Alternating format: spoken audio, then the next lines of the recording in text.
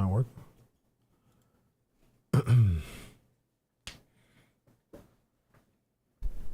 Hey, how's it going, guys? I'm just here. It's nothing. I might talk ashes. I just need a I just need to not feel like I'm by myself.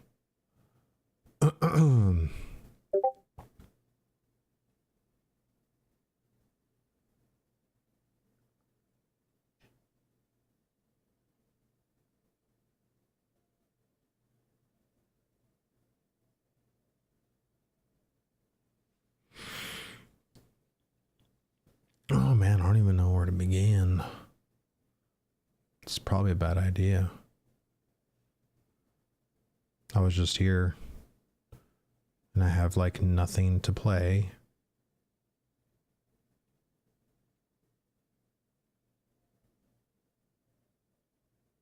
So, hey, how's it going? I got something for you. What do you got, Wagsy?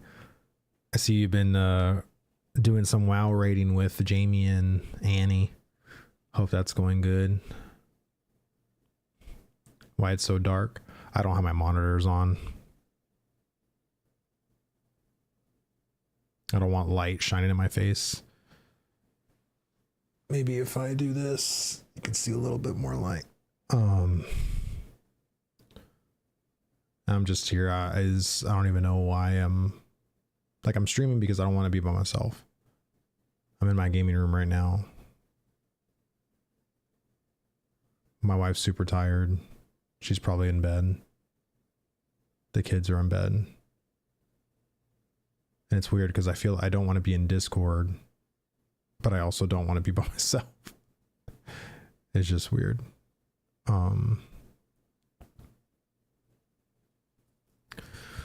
Feel like I don't know what's going on with me lately. I've just felt very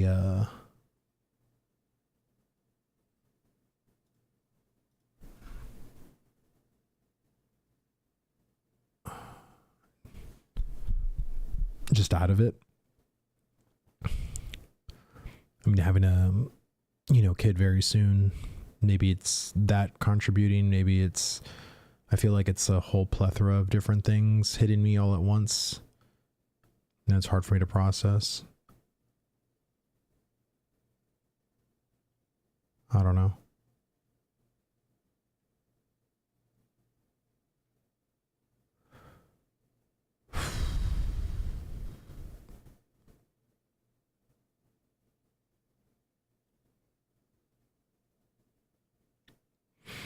I know there's a lot of people I've talked to about Ashes. There's a lot of people that are feeling like, Intrepid is like fumbling the ball and, it's so bad. And, and I would agree that phase 2.5 feels atrocious comparatively to even phase 1, in my opinion.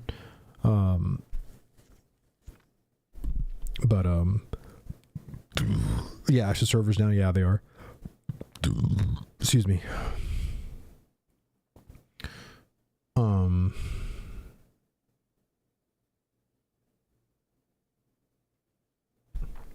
There's an ad. I'm just gonna skip the ad. I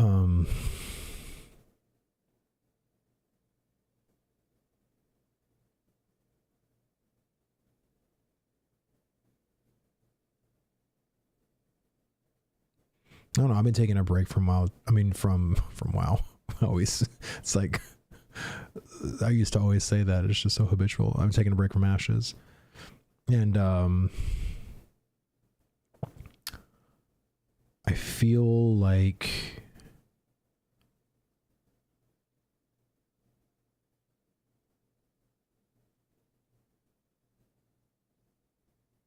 I'm sure some people are feeling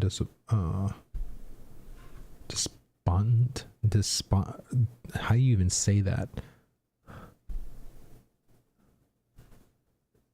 Bree, you're putting all these like $3 words in my mouth that I can't say properly. Jesus, give me a second. My dog wants it.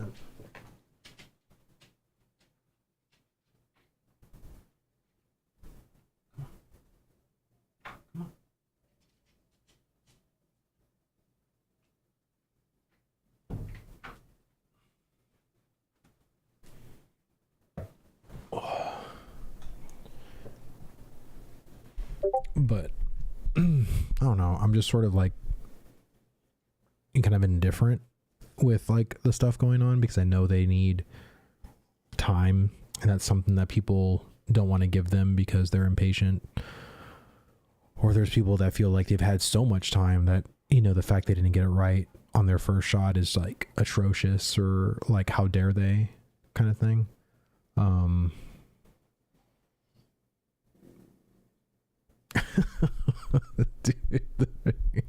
Dude, Chrono Odyssey. I can't believe people are getting so hyped for a 3-day playtest.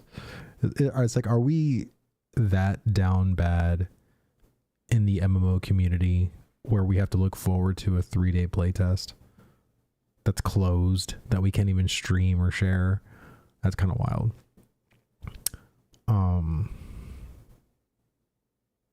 Did you see the video? The game is genuinely looking good. Yeah. I mean, and I feel like so did Lost Ark. I actually really love the combat in Lost Ark. Like, I really do. Lost Ark has a lot of root motion, a lot of like in place kind of abilities, but I think it does, Lost Ark did very, very well. And there was a whole debate back when Lost Ark launched that, oh, Lost Ark isn't really pay to win. It's not, you know, that pay to win. You know, the pay to convenience was crazy or whatever. And I feel like, honestly, Chrono is going to follow the same suit. All Chrono is going to be is 4 or 5 different currencies that you have to then earn in game, to then buy the premium currency, to then buy the cosmetic, to then also buy like extra storage spaces. It's just going to be a bunch of pay to convenience stuff that is normal in Korean MMOs. Like, the fact that people are so thinking that there's going to be zero pay to win aspects, I'll believe it when I see it personally. I have zero faith in anything they say. And do you guys remember Taurusland? Taurusland promised no pay to win for a long time. That was a thing in their descriptions of every YouTube video, of zero pay to win. And guess what happened to Taurusland? It went pay to win. Companies can change their mind at any time, especially companies that are public, especially companies that have shareholders. They're out to make money. And again, even though Lost Ark was pay to win, it was super successful. There was over like 1.5 million people that played during the first month it came out. It was super hype. But there are people that, you know, will look at that like myself and be like, oh, okay. Because I played Lost Ark that was free to play up until I hit the kind of paywall, which is like, oh, now you got to start buying items for like increasing your, you know, player score. And I'm like, nah, I'm out now. But it was a great time while I was playing, for sure. And I feel like this is definitely going to follow the same vein. You know, so I saw a video from Kira where he was looking at MMORPG.com because they had an interview with one of the producers or developers of Chrono, and said that there was going to be cosmetics and pay to convenience items. So, and again, Koreans think very differently as we do of what is considered pay to win. Because what they consider pay to win is direct, like, oh, I purchase money to increase my player power directly. Well, that's of course obvious pay to win, but there's also like very sneaky pay to win, which is what Korean MMOs are very known to do. So let me see, the company saying there won't be pay to win as a good start, though. I'm willing to hear them out. Well, yeah, so were a lot of people with Taurusland, and they got burned. So I mean, I mean, my whole thing is that, like, again, I'll believe it when I see it personally. Korean MMOs don't have a great track record, like literally at all, when it comes to that. So I hope they do. I mean, I was going to make a whole video on like if certain MMOs just didn't have like the pay to convenience or pay to win, the MMO genre would actually be in a really good state right now. But what makes the genre so crap is the pay to win aspect, the pay to convenience aspect. It's beyond terrible. It's so bad. Let me see. Nemesis, dude, what's good? I haven't seen you in a bit, man. I hope you've been doing well. Let me see. The problem with Eastern MMOs is the player base will figure out how to pay to win, even if they don't offer it. Well, I mean, and I think that's, of course, the whole third-party website stuff, you know, which is something that is inescapable in this genre. Like, that's always going to exist. But whenever you have the actual company and the player cash shop like circumventing like 3 or 4 different kinds of currencies, and they're just trying to make it so confusing, like, okay, like, oh, you can't use this currency to buy this item, you need this extra currency, and then of course, so if you buy the premium currency, you don't need this other currency, you can just circumvent that. You know, it's so convoluted and shit, and it's designed by that. So I think going into Chrono like you did Lost Ark would be a good approach. Play until you had a paywall if there is any. Yeah, I mean, and again, like I don't want to be doomer on Chrono. Like, I actually do think it looks really good, and I think that's the most disappointing aspect about the genre as a whole right now, is the fact that, like, if this game didn't have pay to win, like how good it would be, how much more invested players would be in this game. And I don't know, man, like, you know, as much as I thought New World was going to be pay to win, Amazon never pulled the trigger. They literally, I think till this day, are still not pay to win in the cash shop. I think all you can buy really is cosmetics, you know? So, you know, if Ashes comes out and Steven, of course, sticks to his guns with just having a cosmetic cash shop and nothing else, like, Ashes will be just like New World in the sense of like, well, there is 0 pay to convenience and 0 pay to win. Like, that's from the company itself. Like, can you go to third-party websites? Well, of course, because you can go to third-party websites for any game technically.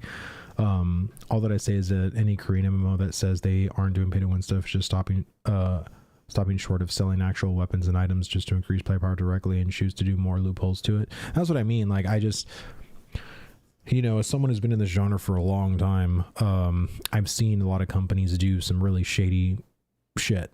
So, my God, give me a sec. My dog wants out now. You want to go in? Go out. Go in.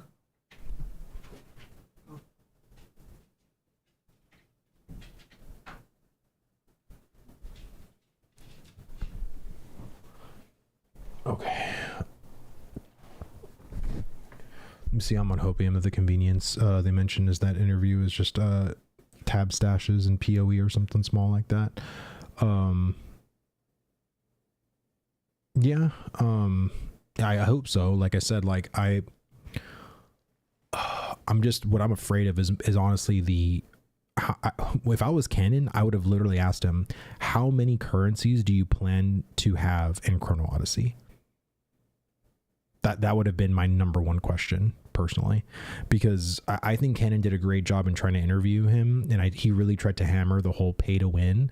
But the problem with that particular question and how it was phrased is that Koreans think pay to win very differently than Americans do.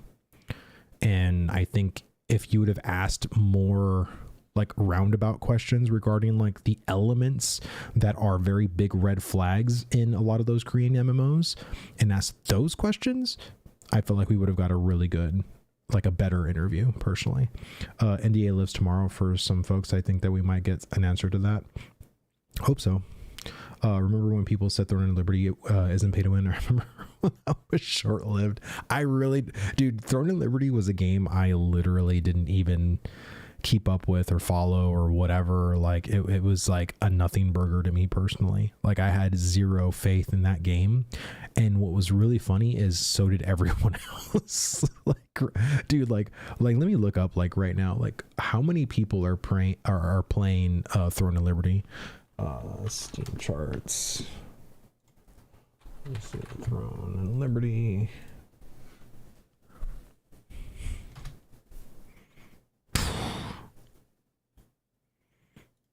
can show you this. Bro, there's more people playing Ashes Creations Alpha than Throne and Liberty. And this is a game that took 12 years to come out with. Could you only imagine? Like, it's just wild. Utter madness. A TNL was doomed since its KR launch. Everyone knew the combat was bad. Well, of course. And again, like, that's the number one thing I think a lot of MMO players truly care about, right? Is I think you need to, and I think this is what Intrepid did very smartly, was they worked very focused on combat. From Alpha 1 to Alpha 2, that was like the main thing, the main feedback that they got from Alpha 1 was the combat needs a lot of work. And instead of them focusing on giving us the same combat in Alpha 2 and then also just working on all these other systems, which I'm sure they definitely did work on other systems, but you can clearly tell that combat was very much a huge focus for them to really nail when the Alpha 2 came out. Because I haven't heard a single person, I mean, okay, that's a little bit hyperbolic. The amount of people that I've seen that say that the Ashes of Creation combat is bad is very few and far between compared to the overall majority of people. So I don't know. Like, I think they did it pretty good. Combat was so horrible in TNL. God, I regretted it. Yeah, I played TNL for like 5 minutes and I was like, nope. I can just tell, like, that's why I liked Lost Ark, because Lost Ark felt really good, like, right off rip. TNL did not. And I'm like, I really don't think it's going to get better as I level. So I stopped. I don't know. I enjoyed TNL for a while. PvP was fun. The daily chores and the unfun PvE made me quit. Yeah. Because again, the unfun PvP is the game loops the developers want you to be on. They want you to be on this hamster wheel of doing their shtick. Right. And I think that's the thing I really want Ashes to kind of nail, because that's what theme park MMOs truly do. But with a Sandbox, you don't need to give like a PvE loop that you need to do every day. You just need to give PvEers activities. And if they choose to do it that day, they will. If they don't, they won't. But don't force. I think that's the biggest thing that they can take away from a Sandbox element, is that Sandboxes don't force their players to do loops. The players create the loops. Just provide the content. You know what I'm saying?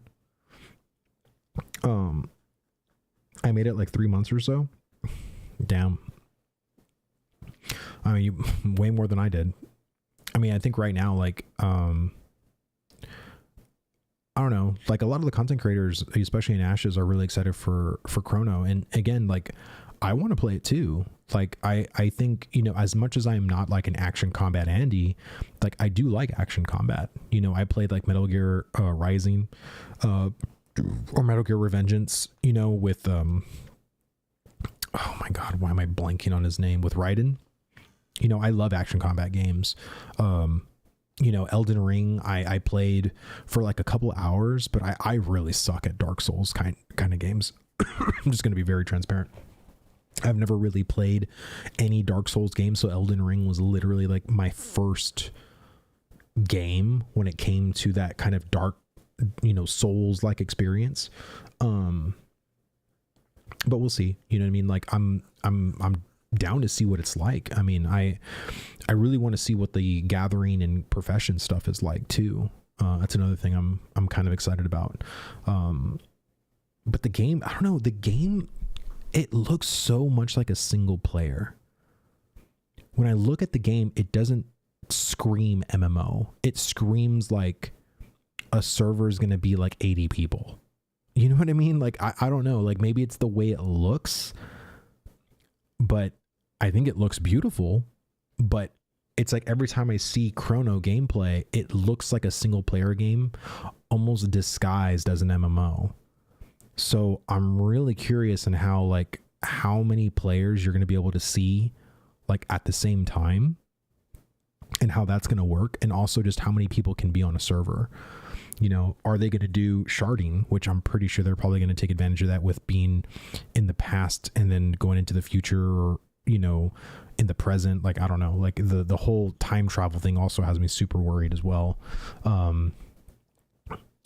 I just feel like it's going to be some single player journey with some social elements than an MMO. Yeah, it could very well be that. We'll have to wait and see. Do you think Intrepid is holding a lot back in dev, or do you think that this is all that they have right now? I think that they are holding, in my opinion, I think that they're holding a little bit back, but I wouldn't say it's a lot. I think they are literally putting out as much as they can. I think the things that they have are held back are only held back because other systems aren't present. So it's like, why are we going to give them a wall when there is no floor or other wall? Like, it's just going to fall down, right? It's just going to go splat. So I think they're trying to put out, like, you know, a lot of the foundational systems first, right? Like, you know, they want to put down, you know, the floor first, but of course there's probably other ancillary stuff that's finished, like, you know, the walls and the cupboards and, you know, all the other stuff. But it's like, if you have nothing to place it on, then it's just gonna have to sit there. Me personally, I think the one thing they are sitting on is the player characters, right? It's like the Renkai, you know, not the Dunir, the Nakua, the Pyre. I think they're sitting on them. And so that's an example kind of thing. I think they're also sitting on the weapons as well. I think they're going to drop the other weapon types at the start of phase 3. I really hope, because I know that they're doing a revamp on the class trees. I don't know how many of them are actually going to get touched up personally. I hope all the base classes personally. Like, it'd be hard. I'd be okay if, let's say, Bard and Rogue weren't touched, but let's say like the tank, the cleric, the ranger, the fighter, and the mage. Did I say the mage? Tank, cleric, fighter, ranger, mage. Yeah. If those 5 had the reworks to them, and then of course next they'll work on like the Bard, the rogue, and then of course maybe the summoner. But if they do all of them, I would be, man, I'd be so happy with that personally. Let me see. Did you watch the 17-minute Chrono put out? Might be worth checking out. The game has a lot of content, it seems.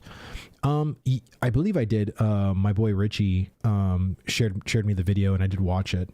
Like I said, I'm not pessimistic towards that game at all. I'm a realist when it comes to Korean MMOs.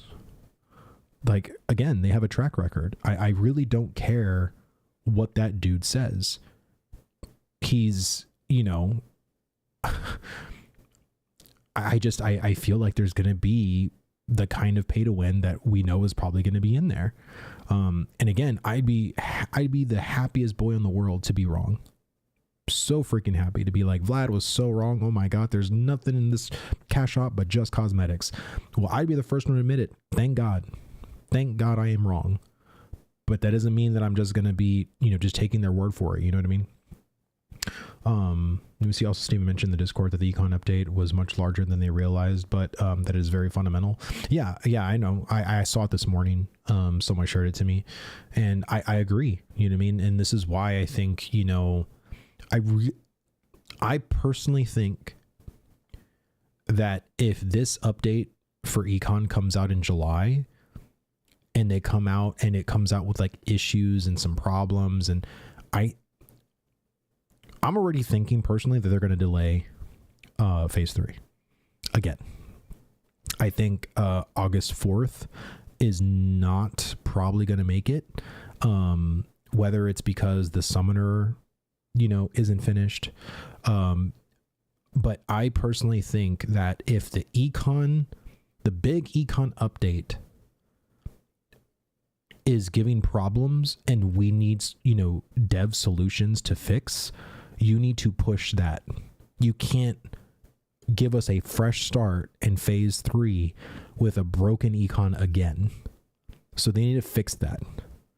And if it is fixed and the changes that we did get, like the big econ update, is great, then cool. But the only time then I would ask for a delay in phase 3 is if the summoner isn't ready. If they need another week or 2 weeks to make the summoner good, because you remember with the rogue, I mean, rogue, we were supposed to get rogue at the end of or the beginning of February. Did we get rogue at the beginning of February? You know what I'm saying? So I think especially with the summoner is going to be the most, I would say, back end complicated class because of pets. And if they bring out summoners in a state that's just not fun or broken, or your pets aren't damaging the enemies, or they're falling through the world or anything like that. I mean, just look at the mob padding, right? Mob patrols. How many times did did one of your things that you're trying to kill go inside a mountain or just disappear altogether? That's going to suck if your summon is one of the main components of your damage. So I think there's a lot that they need to nail with the summoner. And if it's just not ready, then I really believe they need to delay phase 3 altogether. Even if everything else was ready, even if they managed to get everything else in a really, really good state, but the summoner isn't ready, just delay it. Because I know there's a lot of people really hungering for, to level a summoner with phase 3. But it's going to really suck if you're going to really ask people, let's launch phase 3, and then a week or two later, we're going to release the summoner. Like, I think people would be really upset about that. Now, of course, they'll be upset because the phase is delayed already, right? But I feel like you can only get a good first impression. You know what I mean? So that's kind of like my stance on that. Let me see. Sorry, I kind of let me see if another delay would piss people off so much. No, of course. I mean, that's par for the course of development, man. Like, people were upset that it got delayed from May, right? So I'm hoping, maybe, it just depends on like how certain bits of content roll out, right? If the econ update is really good and solid, if they're getting really good feedback on the PTR regarding the summoner, and the summoner is acting really well, of course, I think phase 3 could launch, you know what I mean? But there could be problems with the second starting area. There could be problems with, I don't know, there's dynamic gridding, there could be something wrong with vassalization, right? Like, there's so many important systems that need to literally be working, 100% working at the start of phase 3. And if those systems aren't working, like, it's just going to feel like a wasted restart again, and I don't want this to feel like a wasted restart. I don't think anybody does. So yeah, but then the question is still worth pushing it off when you are causing unnecessary frustration. I don't think it's unnecessary. Now I could be in the minority in that by pushing phase, or not, by leaving phase 3 as is and then releasing the summoner at a later date. Like, I'm sure people can get over it, but what I would do in that sense is I would delay it for a while, like, let's say they needed like 2 weeks, or a week. If let's say they needed a week, I would just release the summoner in a month, right? That way you give everybody, time to level, go through the game, do what they got to do. And then like a month later, you give them a new class. Like, that's what I would do. Let me see. Should they be worried about that in an alpha? I can see why people would be upset, but at the same time, this is still a project in development. Yeah. And honestly, I think the other thing too, I was actually talking to Bree and Vertec about this, is that I really think that,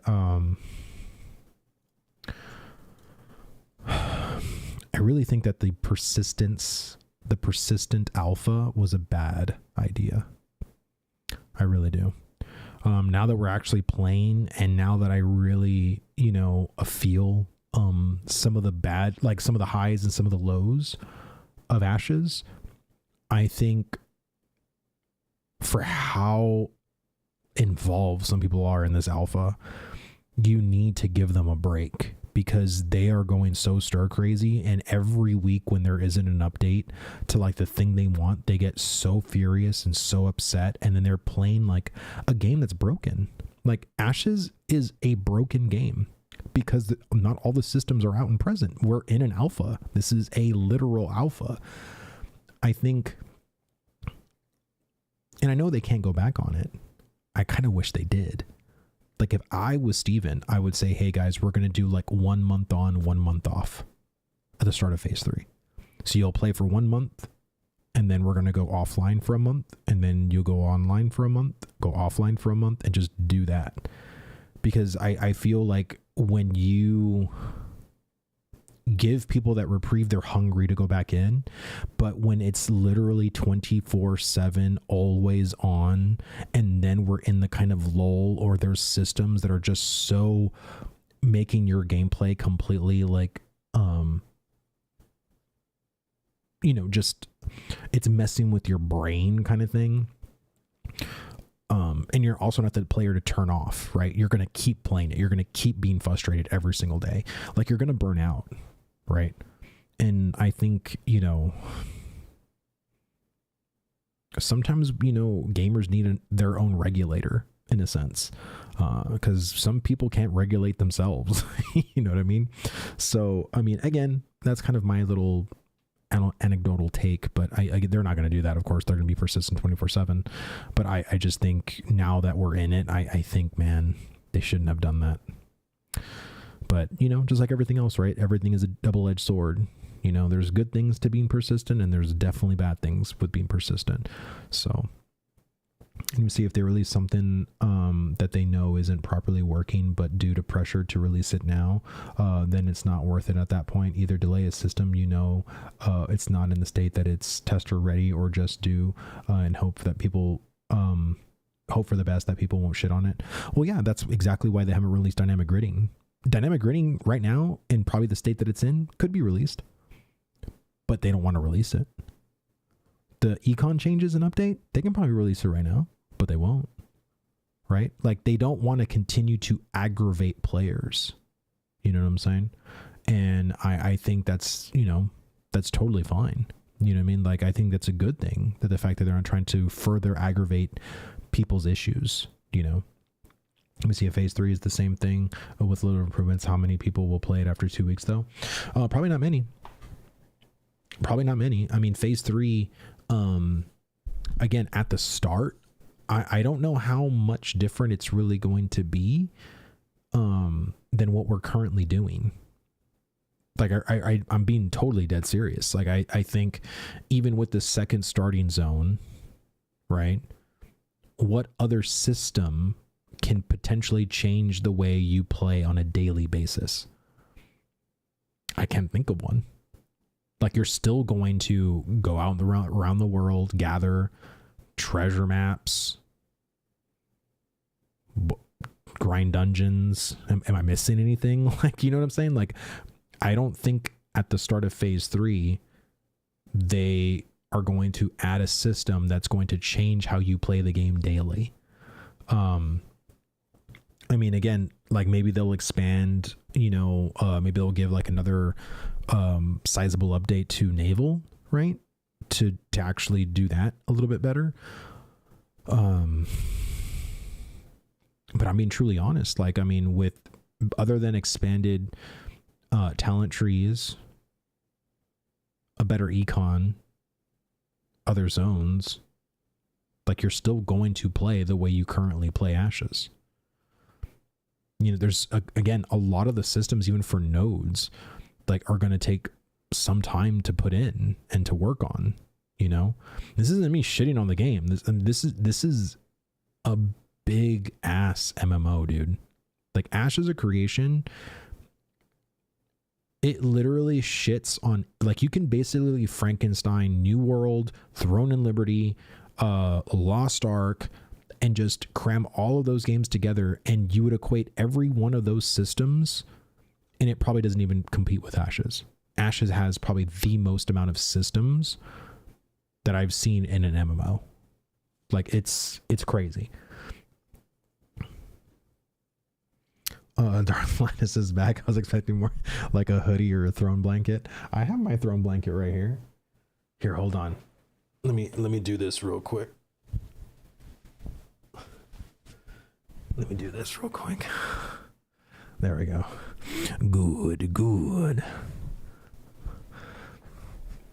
But I mean,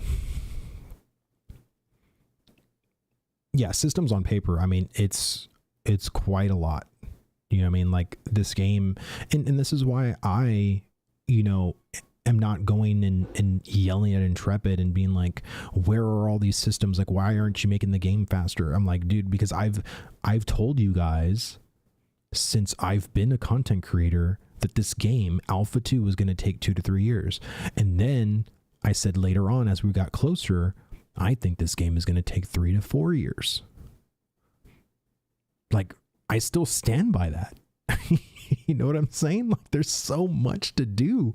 And it's like, once we get all the systems, then we're going to have to then go and feel out like how all of those systems feel in tandem with each other and see like, oh, well, this needs more, polish. This needs more content. This needs to be changed here because of how all of the systems literally talk and interact with one another.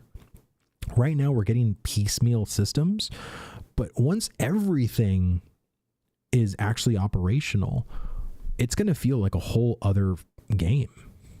So I think people need to give them time to make the game they set out to make. But anybody can go to the wiki right now and see how large this game is. Like, this game was always, go click on the Lazy Peon video from 2020. Like, how many chapters there are in those in that video, and you look at a system like the node system and how deep the node system goes is crazy. That one system, you can make, like, I know Rive can make probably like an hour-long video on just the node system and explaining to a person every single thing that a node can do and how a node is affected, how a node can change, what kind of buildings you can put, what kind of policies and mandates you can have.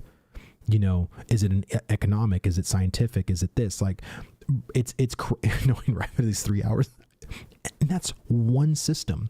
You think of animal husbandry as a profession and how in depth they've talked about that particular system and how there's going to be, mammalian, I forgot how Burns said it, but something genetics, mammalian genetics or whatever. There's going to be animals you're going to tame that are, oh, this is a male, this one's a female, and then you're going to be able to cross species, breeding to make like a horse that goes like way faster, or it's going to have way more stamina, or it's going to have a different ability. Like, every system is so fucking deep. There is no Mendelian genetics. There we go. There is no system in this game that is tic-tac-toe simple. Actually, no, that's not really, treasure maps. Treasure maps, very cut and dry. You click on the map, go find the treasure, boom, that's it, right?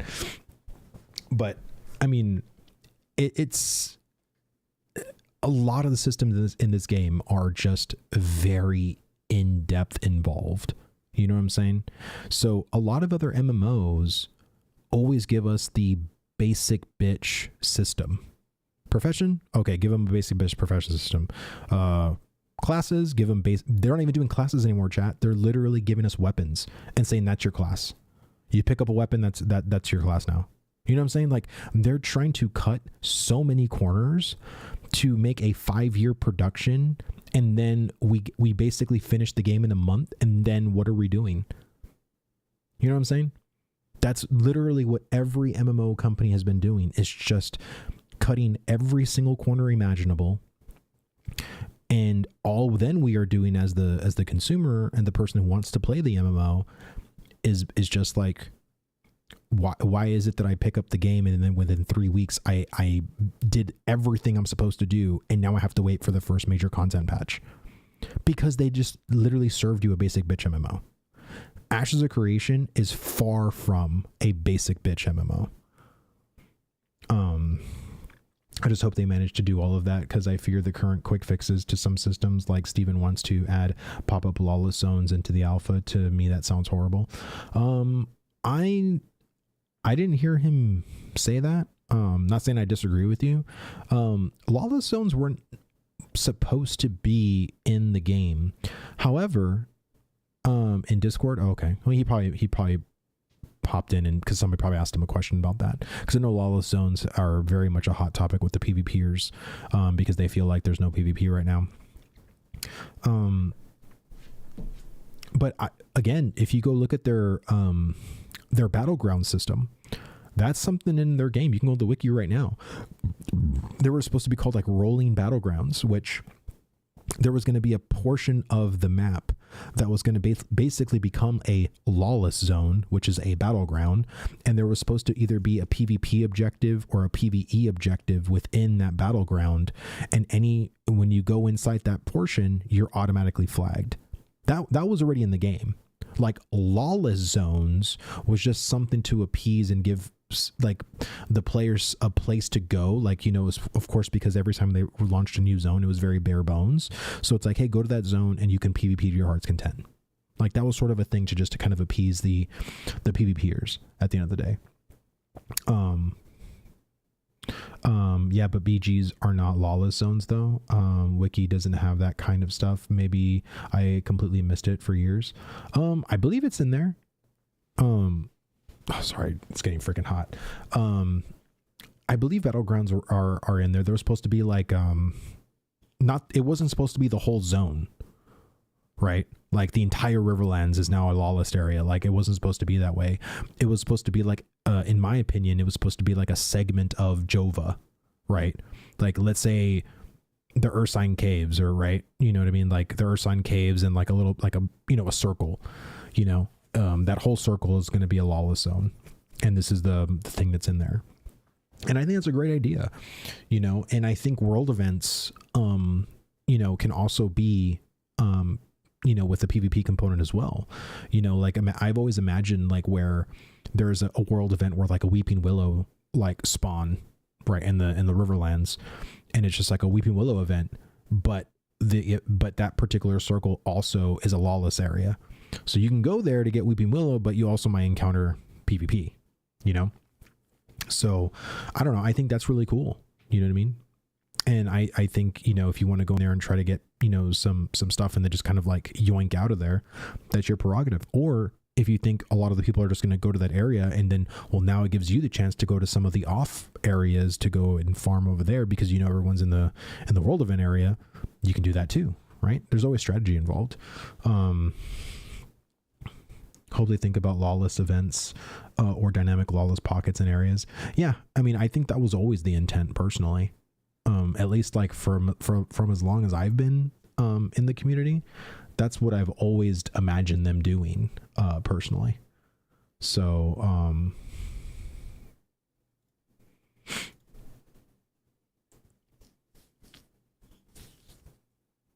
let me see. I think even most of the PvPers knew that the Lawless Zones will not remain in the state once they leveled up, but the progression to that point doesn't feel right. I can agree from a PvPer's perspective, right? Especially when they said that they weren't going to add another zone after the June Dark, and they were just going to work solely on the anvils, right, with their second starting area. Because they could have probably worked on the Badlands, which is like right above the Riverlands, and made that. And I honestly feel like they can do that. Just literally populate the Badlands in whatever state that zone is in. You know, I mean, look at how the desert was. The desert was nothing when it was there in Alpha 1, and no one gave a shit. Just literally open the Badlands and just even if it's a plain field, I don't think the PvPers would care, and just make the Badlands, you know, the lawless area. I don't think that's a bad idea. Let me see. My main concern with Lawless BS is that it's going to detract from development of proper PvP systems. I don't think so. I think for them, the Lawless stuff was something they were just easily turn on and off. I don't think it's anything that they're wasting development time on. And again, the system that I think of is those rolling battlegrounds. And if they want to fast track that particular system to appease the PvPers, let them. The thing is that you still need people playing your alpha. If we were to have 50 people playing alpha 2, that's pretty bad. And the amount of testing that we're going to be able to make progress wise is going to be very slow with 50 people. So you need to be able to appease your testers and keep them content. If you can't keep your testers content, people will then leave, which is why people right now are probably, there's a lot of people not playing the current 2.5. I'm not. I haven't played in weeks, and I won't play until the big major econ update. Personally, but you can't just not do anything. Let me see. We don't have specifics regarding, since it could just be testing phases for the game and could launch feature with that part. It doesn't make sense at that point. But right now, we don't know what Steven is implying with those words about it. We need an arena. That's what I mean too. Like in my mind, like how simple, how easy could it be to just add an arena in a military node? Add 1v1, 3v3, 5v5, 8v8, 16 versus 16, go. You know what I mean? Like, that would be great in military nodes. Just add an arena, make it instance. I don't give a shit. Like, I'm sure they won't give a shit either. You know what I mean? I think PvPers just want a place to go in PvP, Like, I don't think there's anything wrong with that. Let me see the fact that Lawless, that pop-up Lawless stuff even became a thought is already a problem. I don't think it's a problem, because there was always supposed to be Battlegrounds and Ashes, and that was supposed to be a pop-up event. The world events are pop-up events. There were always intended to be world events that were PvP centric. So to me, this is that same thing. I'm not going to try to demonize like lawless zones or lawless areas in that way. I think it's fine. True, and we will see how it works. And if you have this thought, then I would just bring this up to Steven right now. Better late than never. All of those are meant to be completely opt-in. Not this is the highest reward possible, so you either PvP or you lose.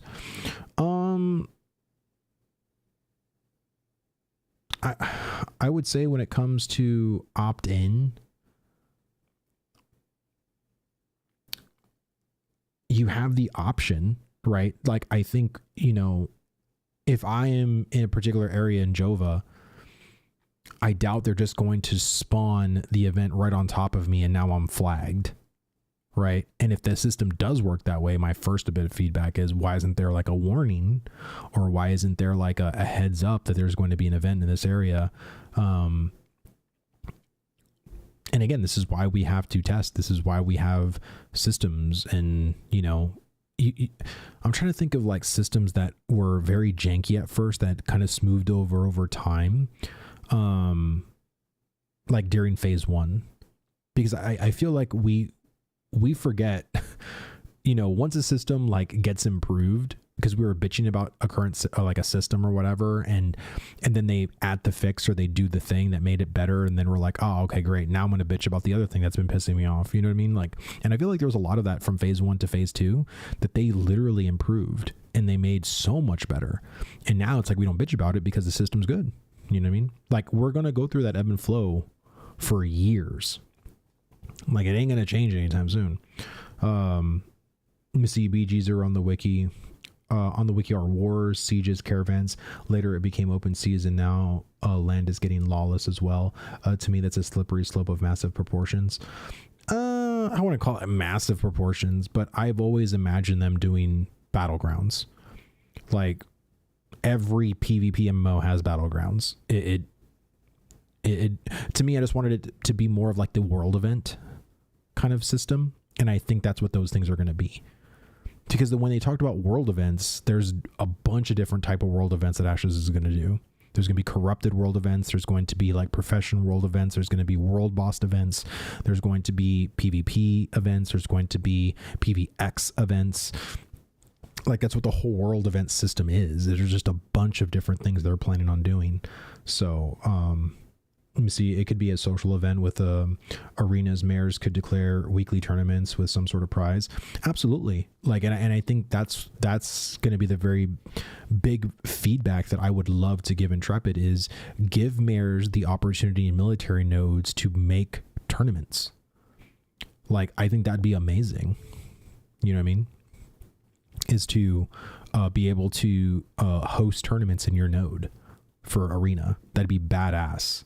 And I don't know if another game has done that, or has the ability to do something like that in game. That'd be really, really, really cool. And it would also give a huge incentive for PvPers to be a citizen of a military node, because they know they want to take part in those arenas. Let me see. I always dislike pinging people because I always find it annoying myself, especially considering how busy they are. If my feedback on the forums is not important to them, why am I even here? Dude, if you leave your feedback on the forums regarding lawless areas, or, you know, the whole PvP world event thing, they're going to see it. Vacnar and Roshan are really, really good about, you know, drafting a lot of the stuff that is getting traction in Reddit and on the forums, and the devs do see it. The amount of devs that I have heard that kind of live on the forums, dude, there are devs that literally refresh the forums like every hour as they're working at Intrepid. Like, that's, I mean, again, like, you know, when they're working on stuff, they're also, depending on their department, are looking for specific things. Oh, there's a person, you know, made a whole post about, you know, the combat, you know, I'm in the combat department. Or did someone leave a whole post on the rogue? I'm Bucky, I created the rogue, you know what I mean? Or I'm Kevin. You know? So, I mean, I think a lot of the devs at Intrepid are very close to the chest when it comes to Discord, when it comes to forums, when it comes to Reddit. So, let me see, could allow all citizens of a node and have people travel to arenas. Well, I think there'd be something special for the citizens of military node when it comes to arenas. But yeah, I'm sure like anybody should be able to take part in the arena, even a non-citizen, for sure.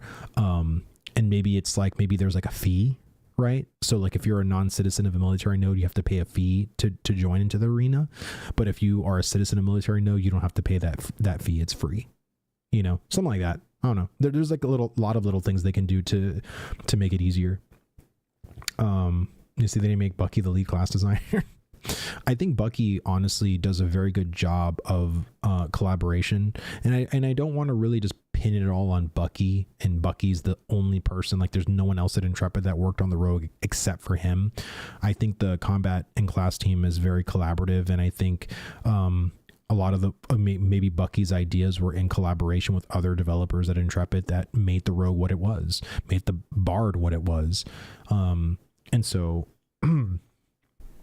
sometimes you just need someone, you know, with direction, you know, and maybe Bucky had the right direction to put a class in, but maybe it was other people that made those abilities and did the mathematics on like how much power this ability should have or whatever. Right. Like, so I feel like, you know, Bucky, I think Bucky was probably more of the visionary, but I could be wrong too. Like, I just kind of think of him for more of like him being the big idea guy, and there's other people that kind of just bring his vision to life, you know?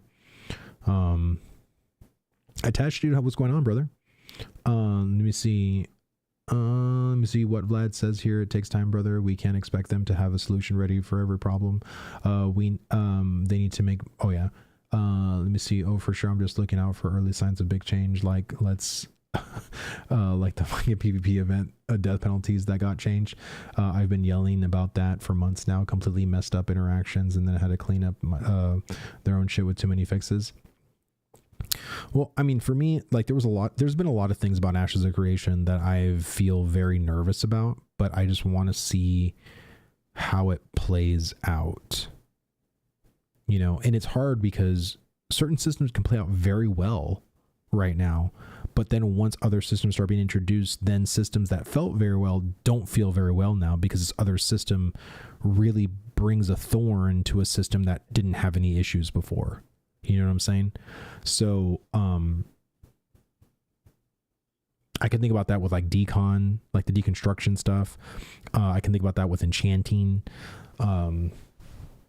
And there's always systems that also have like rippling ramifications for like not just one system but like systems, and the main culprit is like nodes, because there's so many systems that stand up the node system at large.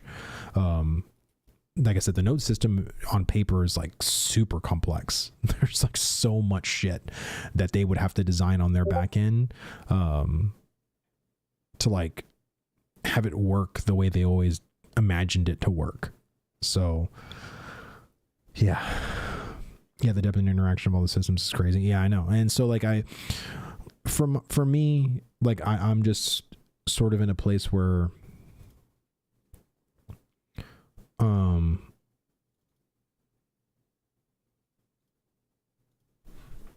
I just feel very drained. I don't know.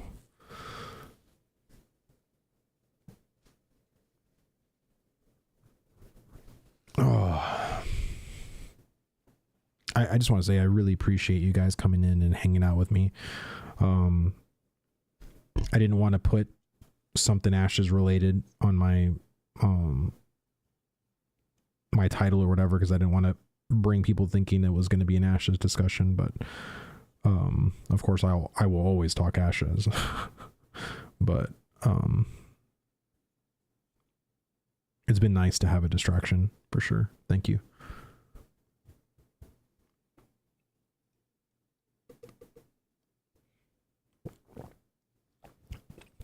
I don't envy their position either, dude, because then, especially when certain systems are going to come out and they're going to utterly fail, like the economy, and then we have to be in this like weird period of that system being broken for a month or 2 months, you know, or something like that, and people are just gonna have to like drudge through it, you know, like what is it Steven says, embrace the suck.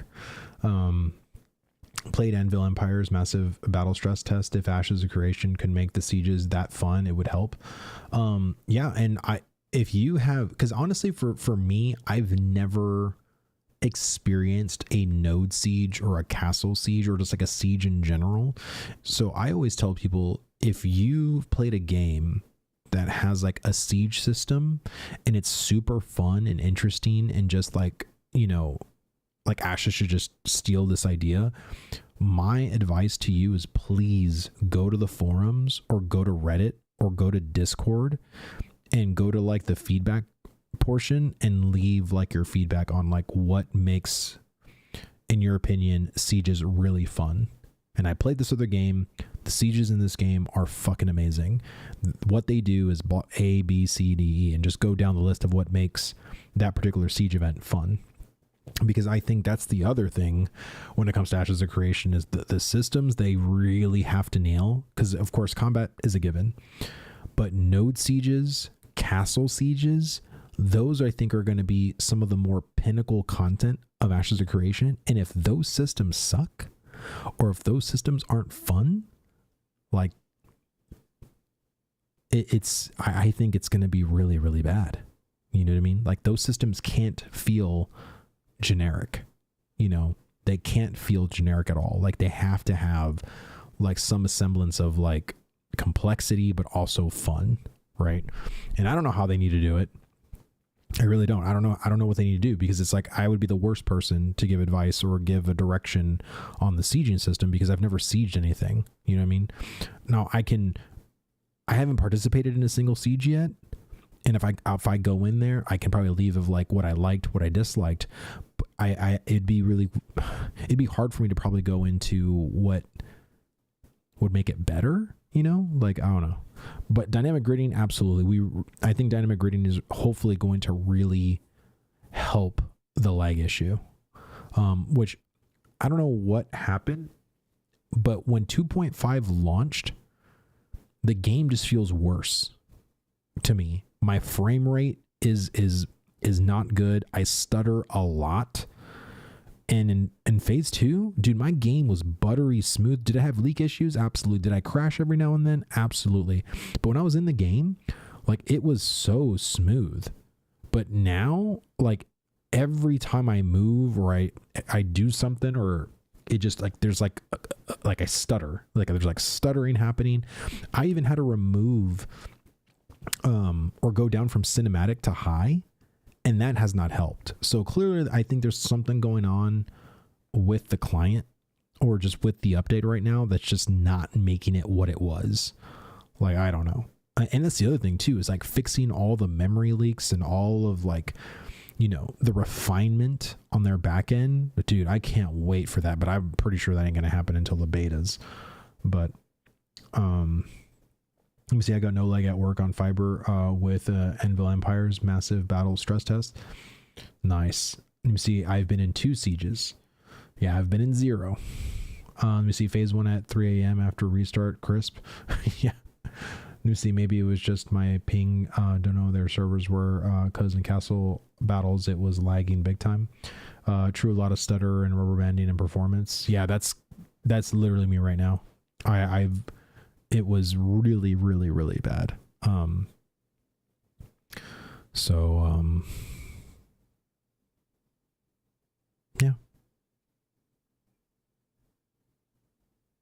I don't know. Here, I'm going to be right back real quick. I'm just going to go use the bathroom. I'll be right back.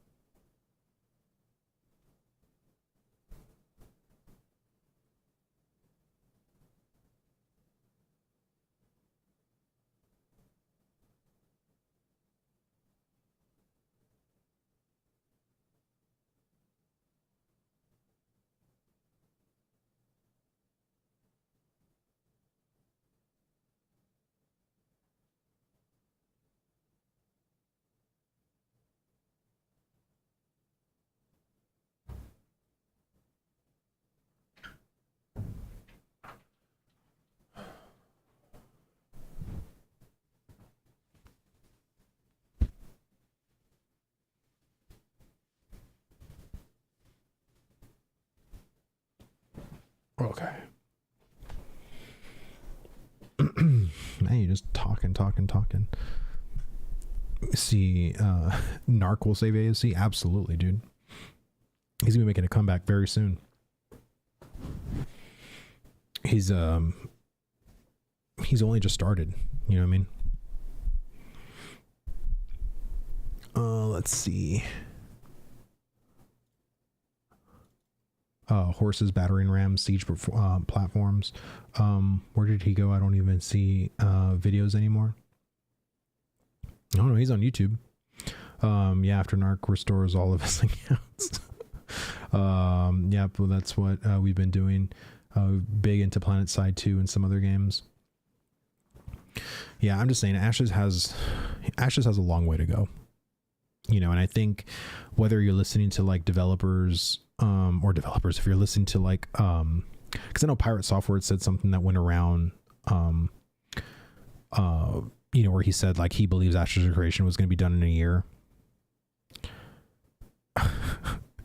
As someone who's been a developer at Blizzard for 8 years, like, how can you say that?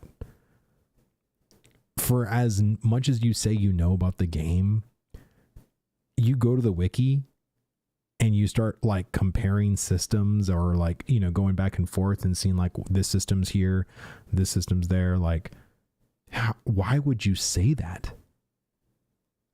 Like, and I wouldn't even mind if he said, I think within a year, they're going to be like on the verge of like, you know, finishing a lot of their systems in the alpha.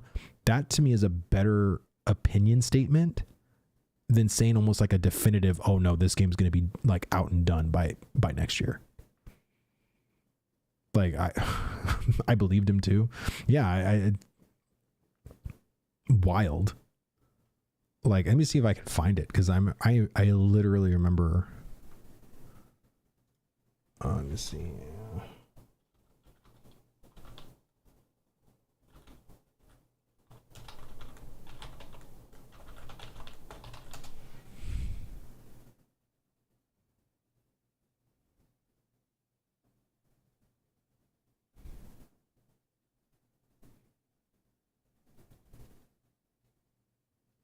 Oh, wait, hold on. Pirate software. Of course, my buddy Burns. Deep-voiced former Blizzard dev who now streams and makes his own games. His shorts are insanely popular. Oh, let me see. Game. He's made a few statements that I wanted to review. Let's start with this one. When do you expect this game to come out? Right here. Like, likely... Hold on. With this one. When do you expect this game to come out? Within the year? Like, likely... Because we're going to phase 3 in May. Phase 3 should be 6 months to a year. So like a year and a half. It's really where it's at. And it's been like that for a while. They're going faster than I anticipated to, so probably even sooner, to be real with you. A while ago, I made a video...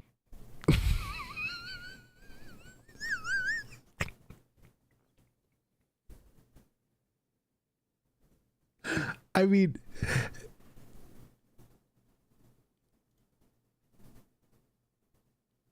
That's wild. You know what I mean? Wasn't he just a tester and a set guy?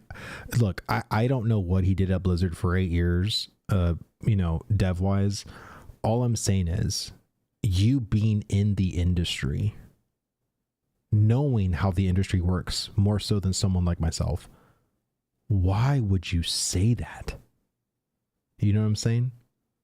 Like, I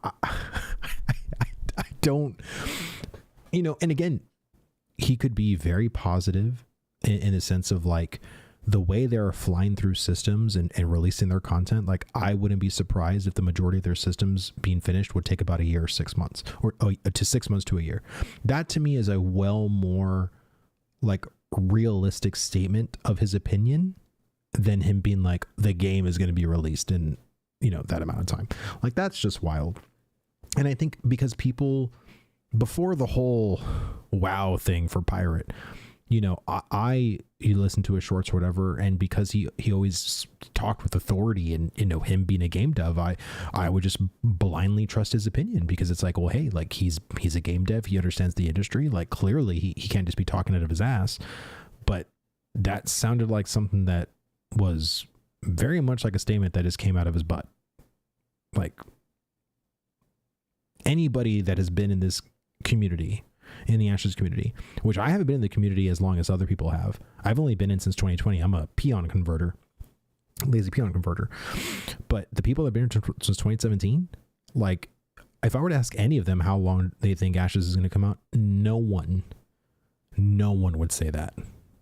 And I think even if, let's say at the 1 in a million shot, that it does actually come out within 6 months to a year. Like, bro, I can't even believe it. You know what I mean? It's literally, it's so, like, it's so out there. Like, I can't even give you the if. You know what I'm saying? It's just wild. But I don't know, man. It's wild. And I'm not here to talk crap about Pirate, man. I mean, all I'm saying is, like, I wish he would have given a better, because the amount of copium that people get in the Ashes community, that's a load of copium right there. That is a truckload of copium right there. That peon video did numbers for the onboarding of people. Oh, 100%.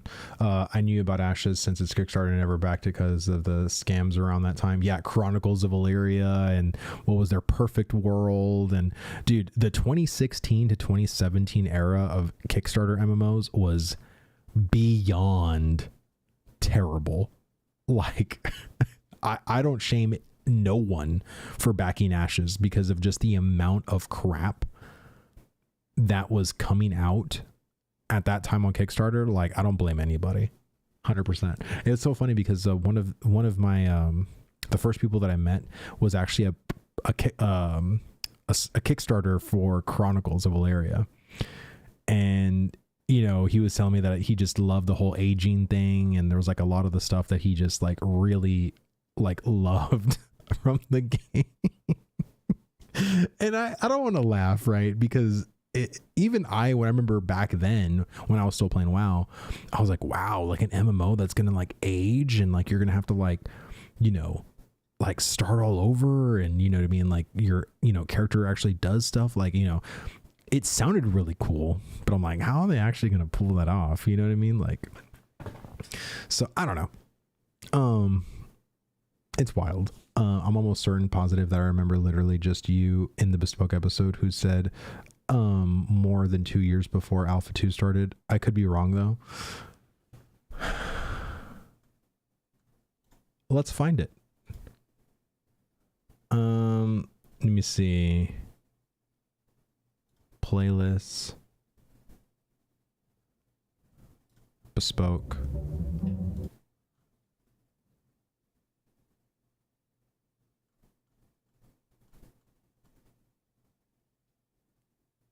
Hold on. What's your month guess for Alpha 2, and when do you think the game launches? I don't know that it's Q3. Just because they said Q3, if Oh my god, hold on. Dude, when did this video come out? This was 1 year ago.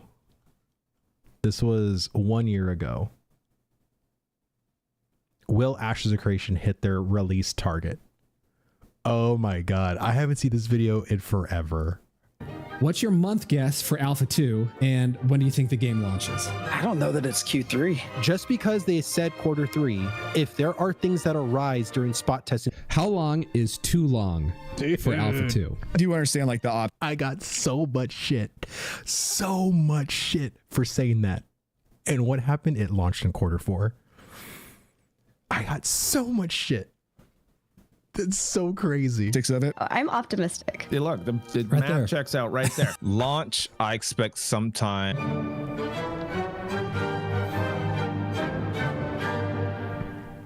Oh my god. We've been waiting a while for Alpha 2. I asked our creators when they think it's coming.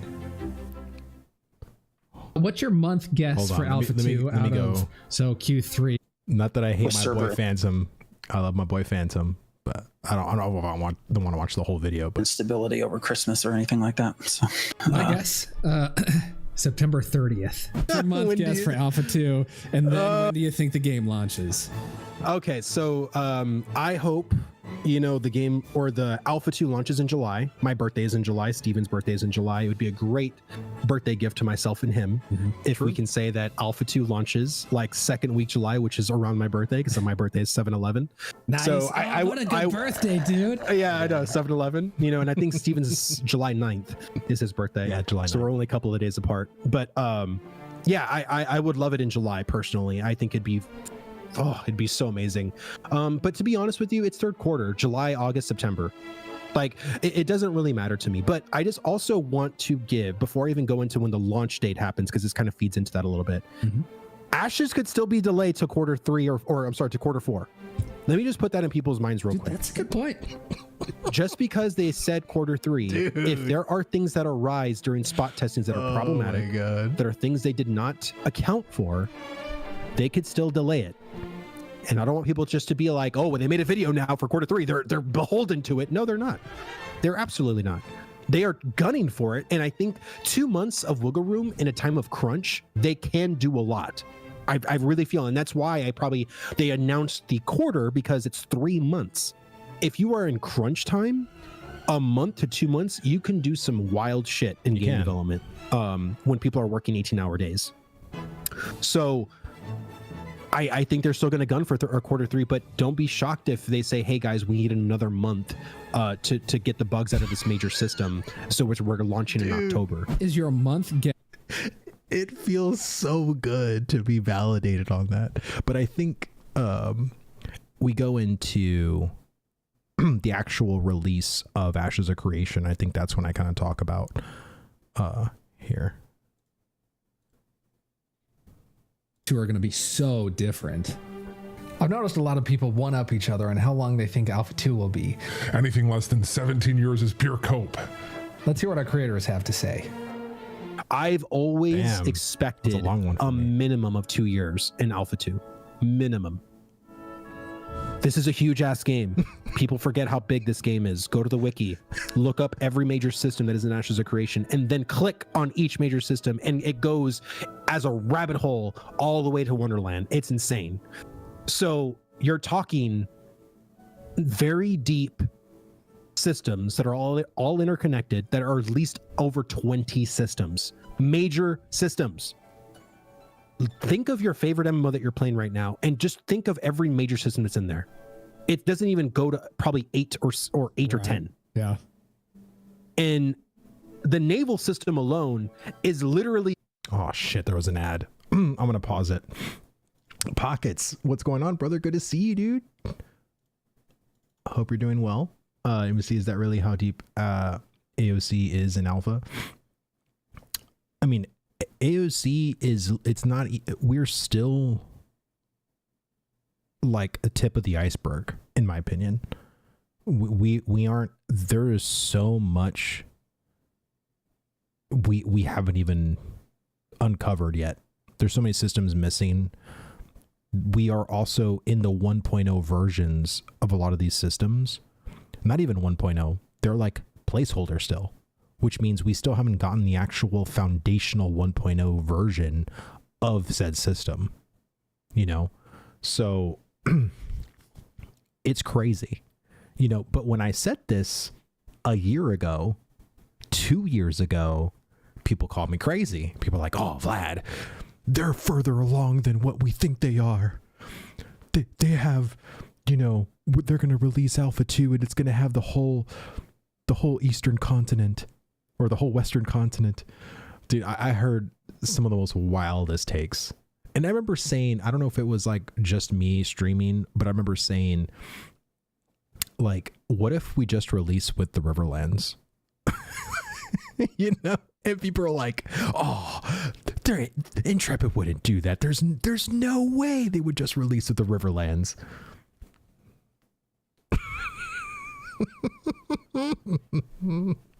Okay. Are people back? Are we back?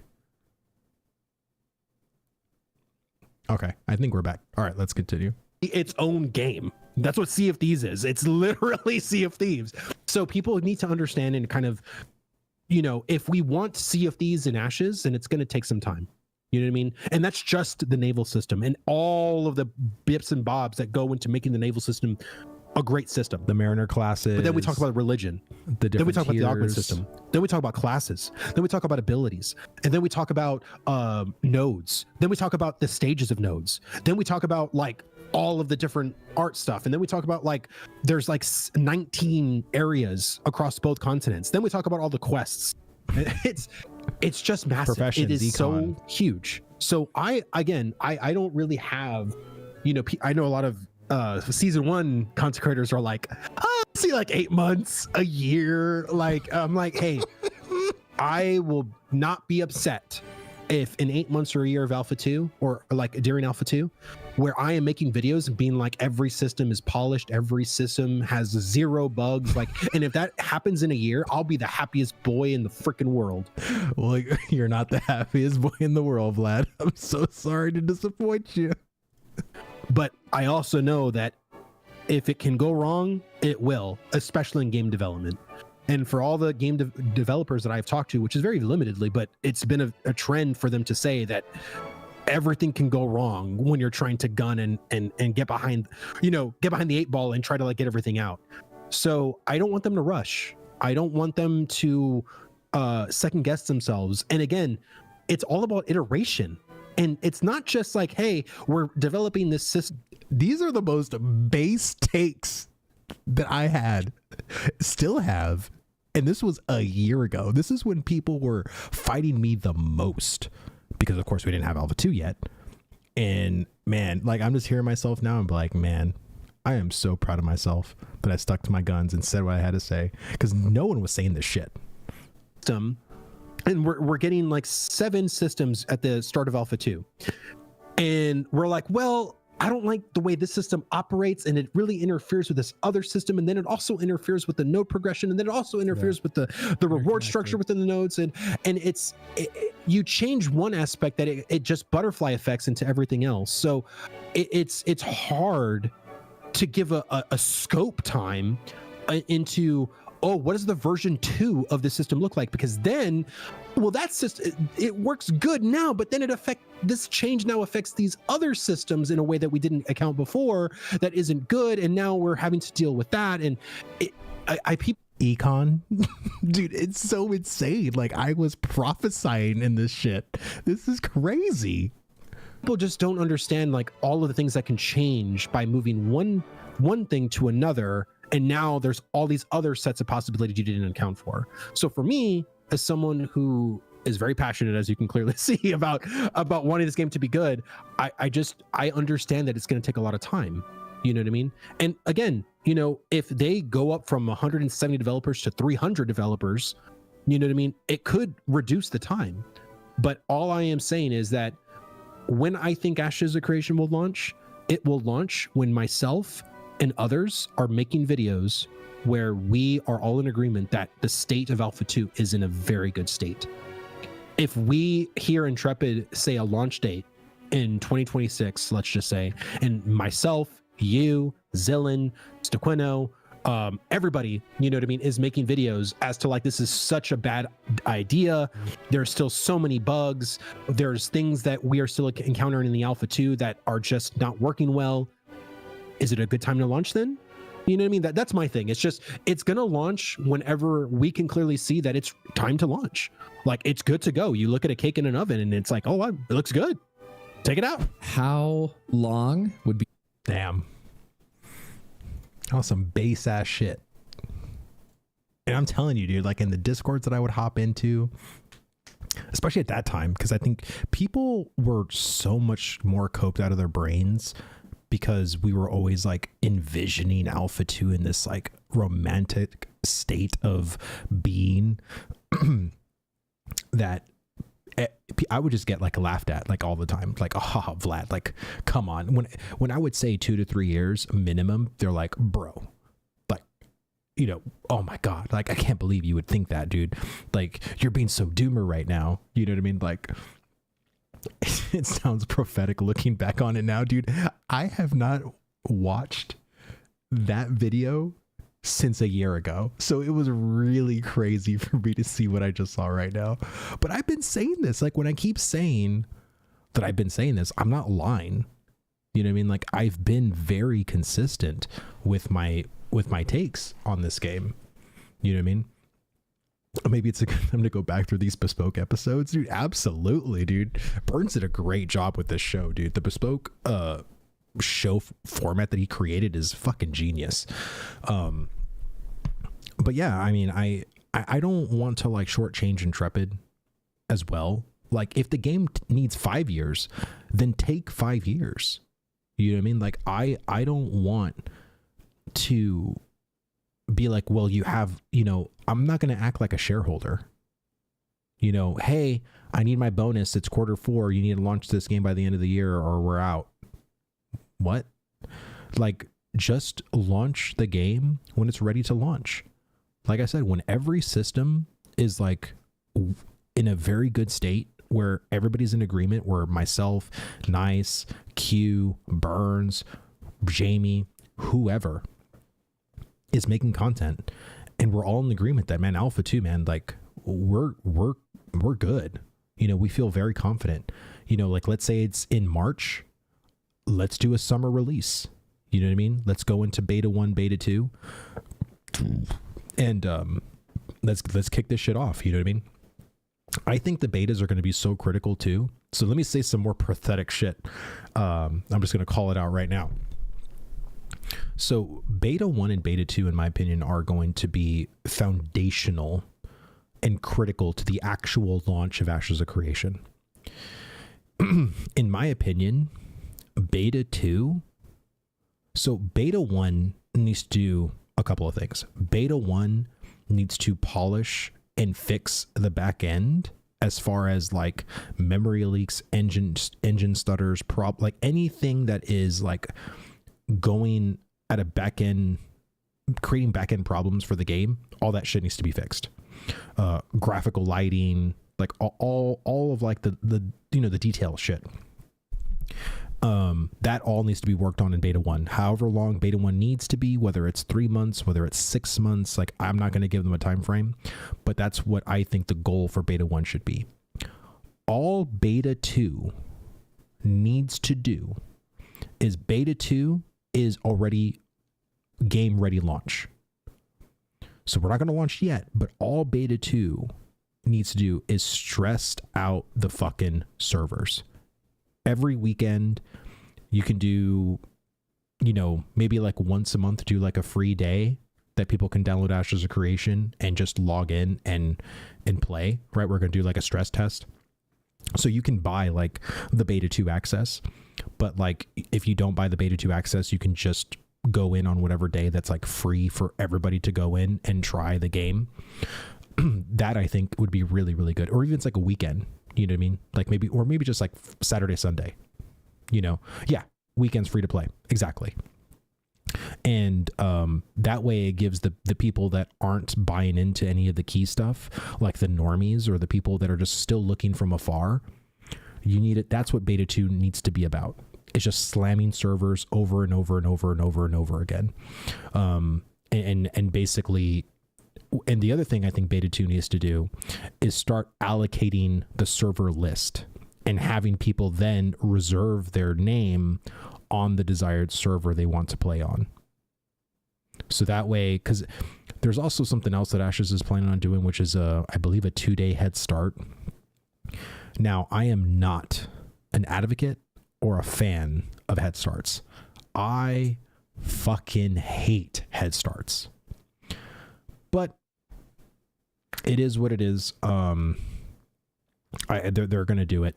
So because of that, I think allocating name reservations needs to happen in beta 2, or you can do it in beta 1. But I think beta 2 needs to basically have name reservation already, done and on the server they want to go into. So that way they can start like locking servers basically. So once servers are going to be filled or whatever, or like up to the maximum capacity, then they can go onto another server, or maybe not lock them. I say that's probably like a bad term, but also just gauge on how many servers they're going to need, right? For the people that have already purchased Ashes of Creation compared to the people that might get into Ashes of Creation just by paying the $15 a month. So that I think will give them a very good indication of how many people are going to download the launcher, from Intrepid, and just kind of see more or less of like, because I think,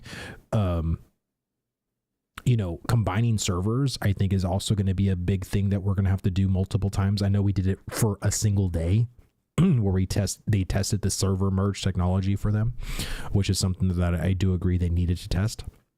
And I think we're going to need to test that multiple times, in my opinion, because I think server merges are clearly going to end up happening in the future. So we got to make sure that we, get that particular stuff correct. Excuse me. Let me see. What are you guys talking about? I thought Raz just misspelled his name. DA and his founder account about to go crazy.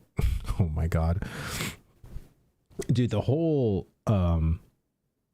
so I reached out to Crix to see if maybe I can get him on the 1v1 podcast and talk about all of the stuff that's been going on with like the conversion from Envious to Gilded Gaming to now whatever their new guild is, and this whole DA drama that's been occurring and stuff like that, just to kind of get his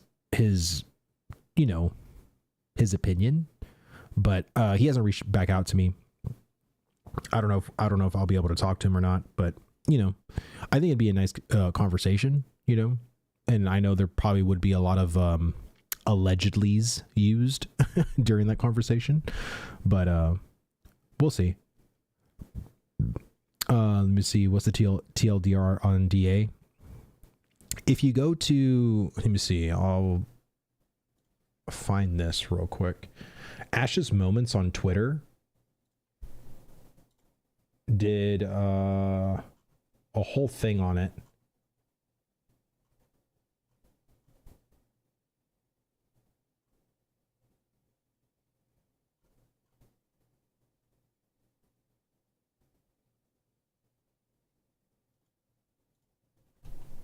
There we go. So if you're interested, that's the link. If you want to go and read all the drama stuff, Ashes Moments has your back. So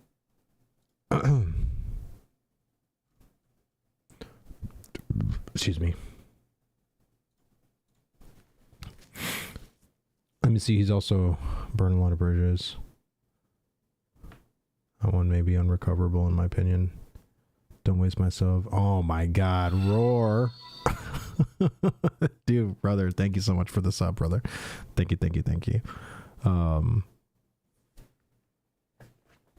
Yeah, we're just chatting, just talking about Ashes, and watched an old video of me on Bespoke a year ago. Probably that video was over a year ago. When I talked to Burns on his Bespoke show. Let me see. Surely Roar will make content for Ashes for P3, right? Dude, I've been telling Roar to make content for Ashes for sure. I mean, I think right now, like, what can people make content about? Like, Flanker right now made a guide for Ranger, but I walked in, or I didn't walk in, but I clicked onto his stream and he was talking about that. Like, right now there's just such a lull period as far as like the things to talk about for Ashes. And I think right now, like, it's better to just wait till phase 3 personally. So I don't think there's any particular reason just to make content. I mean, unless you have a particular idea involved for Ashes, but I kind of wish that my state of mind was better to make content, because I would actually be making content right now for the game. I just feel so like it's hard for me to concentrate on anything. Like, even when I'm trying to game, like, I feel so distracted. Like, I don't know how else to really describe it. I just feel like I don't know, like I'm emotionally empty, you know? That's probably the best way I can describe it. I feel like emotionally empty. Like, I don't have any like excitement, but I don't have any like depression either. You know, I'm just sort of just like, I have no emotion to give anybody. I'm just sort of very indifferent. Reddit voting to wipe the servers and losing the biggest AOC streamer in the process is wild. Excuse me. Well, Dusty right now, I would say, is probably the biggest streamer. I mean, he's been killing it lately with how many people he's been having on his streams. I sound exhausted. Yeah, I am very much more mentally exhausted. Yeah, I'm on a lot right now. So I've been taking my 1 a day for men. I have an alarm where I take all my stuff. I take my iron because I'm anemic. I then take my vitamin D because everybody needs vitamin D apparently. And then I also bought these because apparently they do a lot of stuff that I was already feeling. Like, I have a lot of brain fog. I feel bloated. I feel like lack of energy, and those seeds or the oil of oregano is supposed to like get out a bunch of like fix candida, just like a whole bunch of stuff that it basically does for you. But they want you to be like, just my recommendation, like if you do end up getting like oil of oregano with black seed oil, you're only supposed to take it either 1 week on, 1 week off, or 2 weeks on, 2 weeks off. It's not a pill that you're supposed to take every single day, because it's basically kind of like nature's antibiotic. And of course you can't be on antibiotics like forever. So Pirate left. Pirate disliked the merging of servers due to the toxicity of other servers. But the thing is that server merges are going to happen. Like, I don't like server merges, but I can't imagine a world that Ashes of Creation won't do it. There's going to be servers that are going to end up dying, and it's better for those people to go to a server that's more healthy. Like, people don't understand that this game isn't going to be a game that's phased, right? So if you play World of Warcraft, you go to like a main town area, and depending on what world shard you're in, you'll see like a group of people. But if you do something in the game, you'll go to like a different world shard, right? And there's a whole bunch of other people. Ashes of Creation doesn't have that. It's all one persistent world with very limited instancing. So like server merges are bound to happen. Wookie, dude, what's going on, man? Good to see you.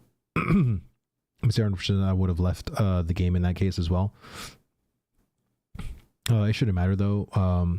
There was going to be a wipe. Yeah, for phase 3, like I was advocating for a wipe big time. Like, I know when they were saying, oh, we might wipe for phase 3, I was like, bro, just wipe.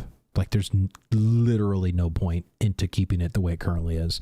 The economy's completely cooked. Even when they add the update for economy, the economy still will be cooked now, but it'll feel better.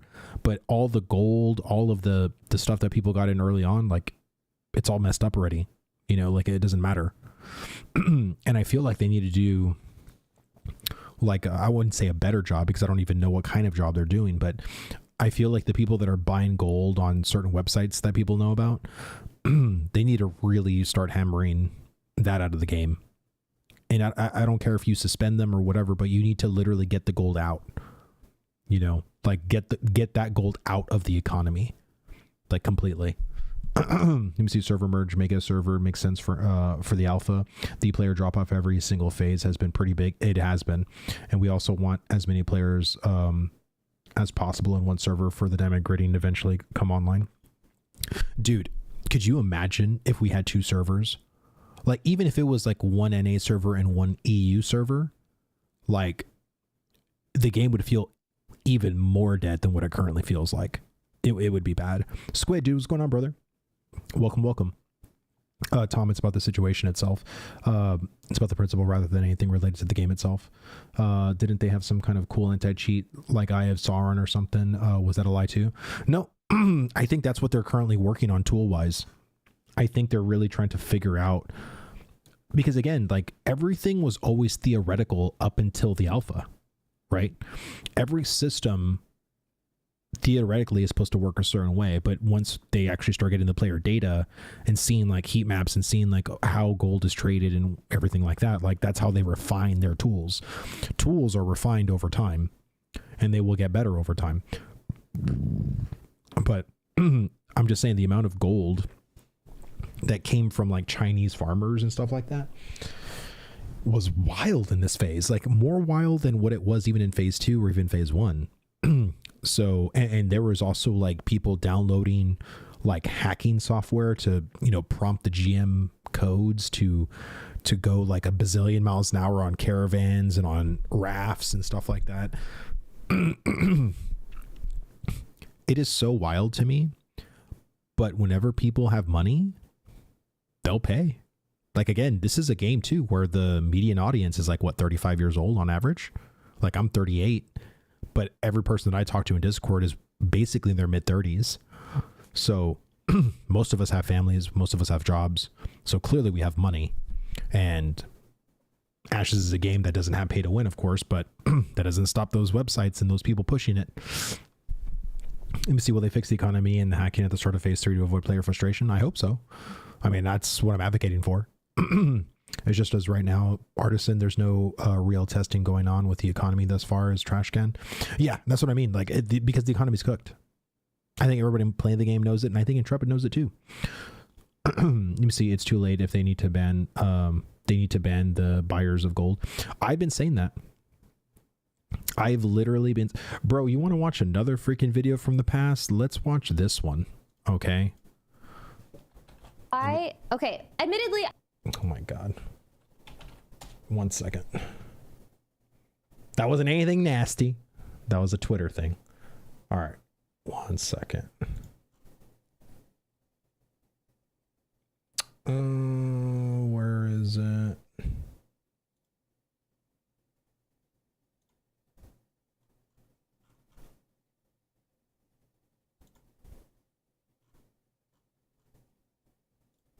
There we go.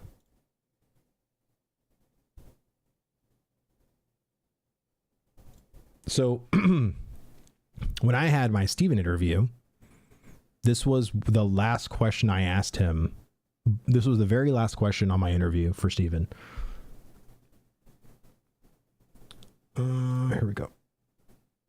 Let me see. Probably one more question. And I'm really excited at how you're going to answer this. And you've answered this question before, but I really wanted to kind of hammer this home because I think it's really important to the overall design and the kind of sanctity of Ashes.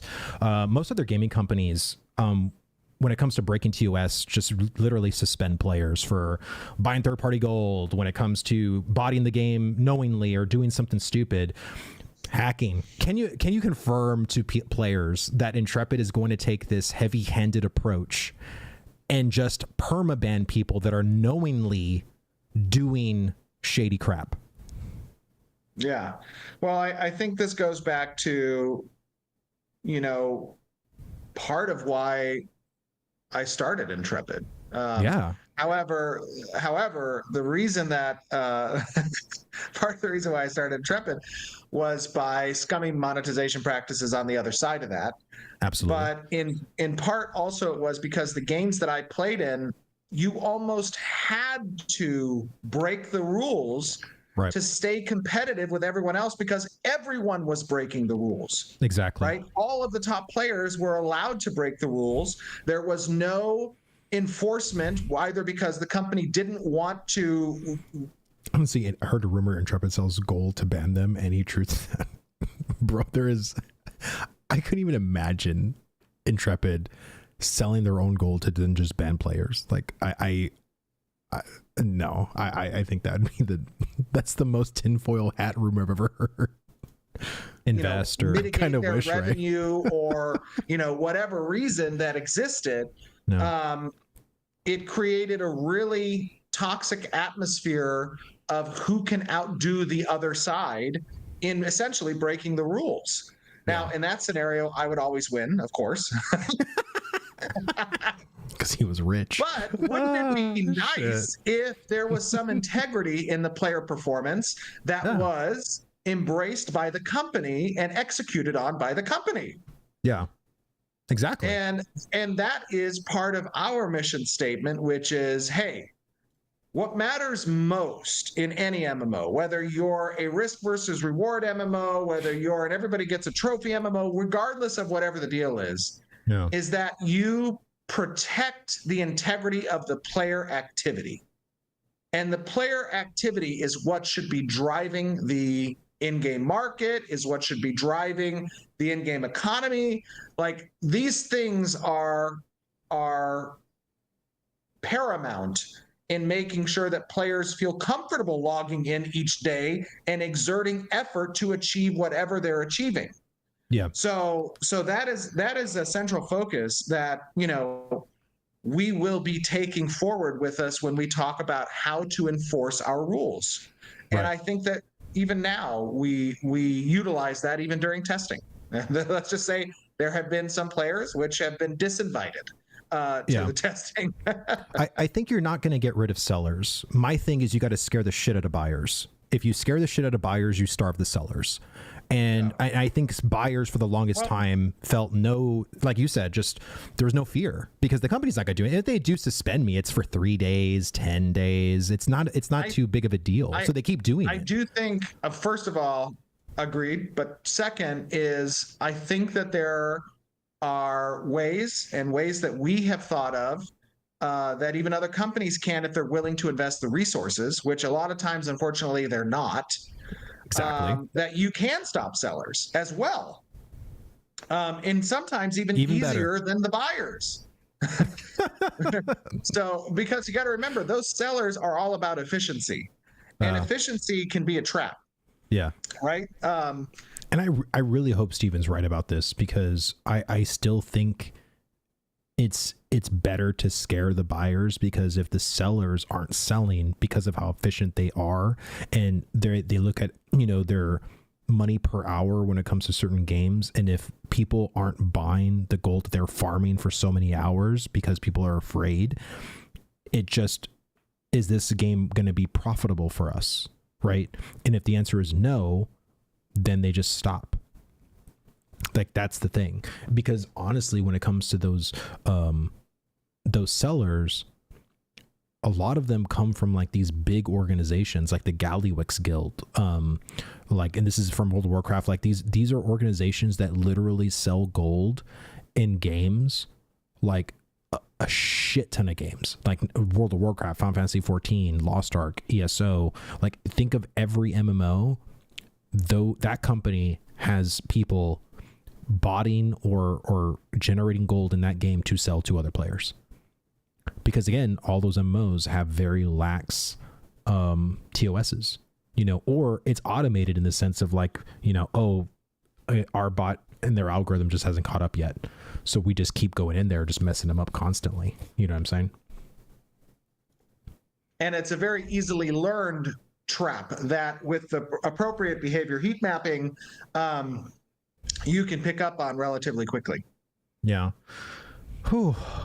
Well, honestly, like, do you mind just chatting for a couple minutes? Like, yeah, I mean, and I truly hope that Steven is right. I hope that whatever it is they're trying to do to stop sellers, I hope it's easy for them. And I hope it's easy to tag those players, you know, in the game and figure out like what this person is out trading money. Because I feel like it's pretty, I wouldn't say easy, but if your guildie gives you like 100 gold or whatever, it's like, oh, well, it's a guildie. But if there's like this ungilded person that you've never interacted before, and then the only interaction you've ever had with this person was meeting them in a certain spot, them trading you like, you know, 1,000 gold, and then you never ever interact with them ever again in game, like that seems kind of shady, right? So it's like, I think, you know, there's things that I think, you know, will help them, because other games don't. I would say the majority of MMO games don't have live GMs anymore on their servers monitoring anything. Like, everything is pretty much automated. So there's a lot of shit that gets slipped through the cracks because they know how to bypass automation. But you can't really bypass a human person with the actual intellect of a monkey. You know what I'm saying? Like, so I really hope that they do what they can to truly stop those people, because I think it's going to be a really, really, really big issue in Ashes of Creation. Because I talked to a person that's a part of that buying and selling gold community. I've tried to convince them to come on my podcast under a pseudonym with a voice changer, and they are still, you know, like, oh, like, I don't know, like, you know, but the things that they've told me are just so interesting, and they are very interested in Ashes because of how heavy non-pay to win this game is supposed to be, that it's like it can end up being probably one of the most profitable MMOs for them, because they know gold is going to matter in this game, then we need it to sell. Like, that's like a huge priority for them is Ashes of Creation right now. Because if they truly make this game like zero pay to win, no pay to convenience, and gold actually is worth something, you bet your ass that organization is going to get in this game and sell gold, as much of it as they can, because there's going to be buyers that are going to be so hungry for it because it's actually worth something. You see, but then how do you filter out the RMT that goes through the guild invites? It doesn't take that much effort to invite someone into a guild, keep them for a few days, and then transfer a ton of cash to them.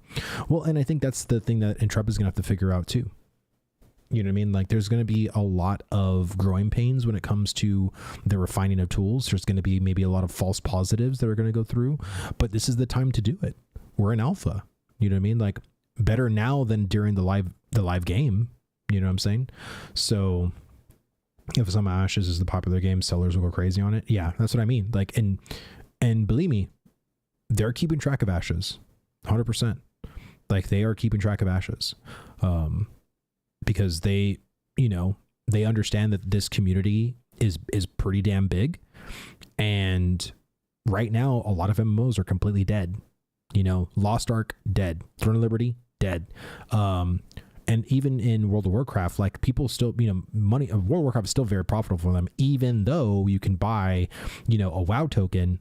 They still have, they still make their money in WoW, but they still make their money in other MMOs as well. But I'm just saying that Ashes of Creation is definitely on their radar.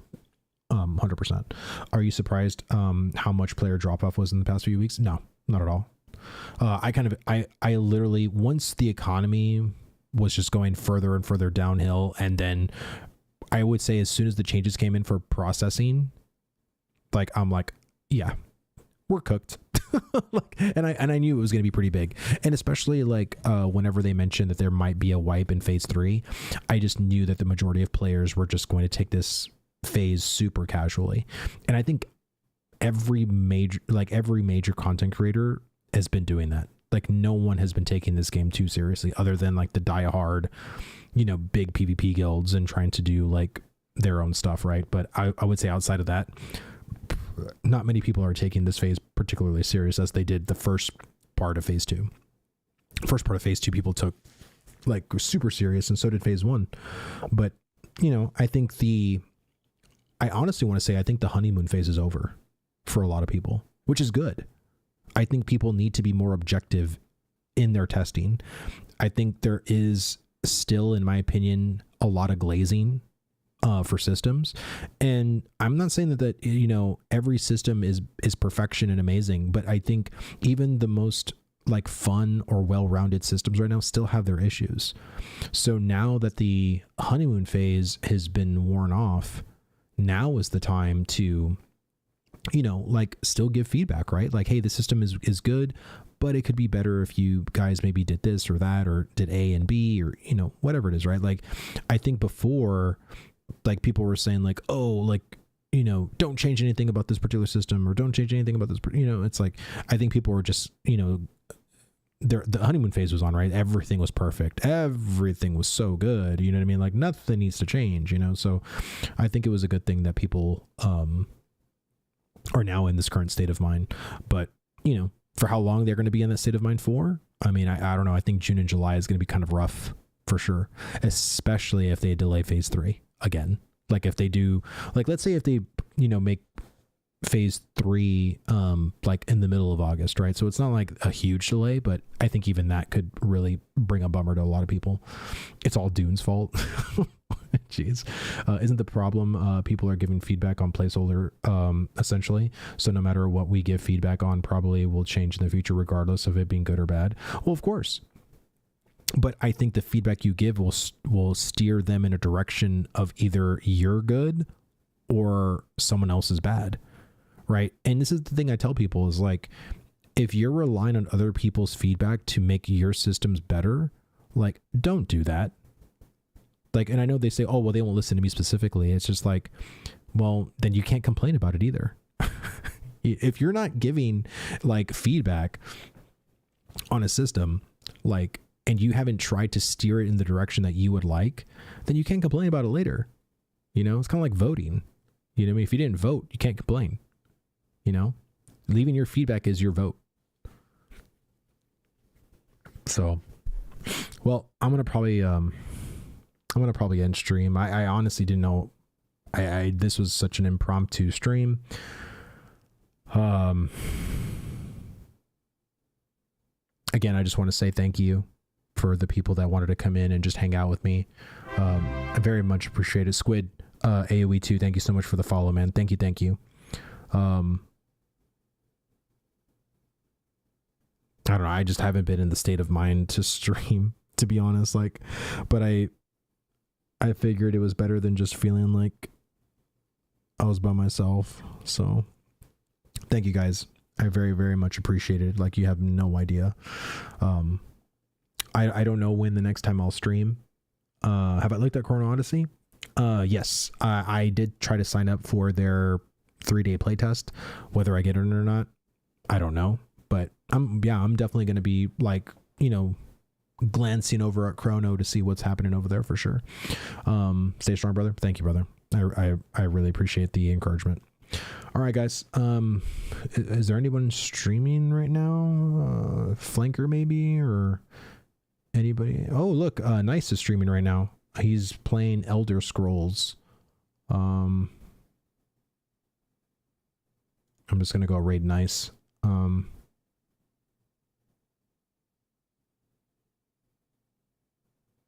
all by my. No one is streaming Ashes. There's no way. That is insane. All right, we'll go hang out with Nice. Tell him Vlad